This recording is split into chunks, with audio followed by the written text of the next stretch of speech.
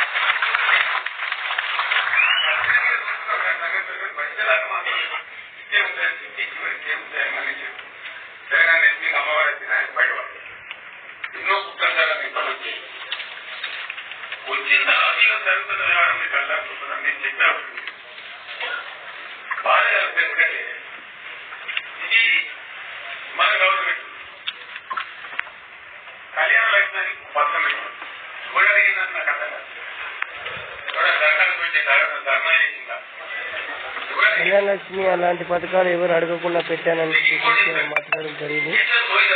తెలంగాణకు నీళ్లు లేక ప్రాంతం విధానం అయిపోతుంది. ప్రతిపక్షంగా మనం కొట్లాడాలి అంటూ వ్యాఖ్యలు చేయడం జరిగింది.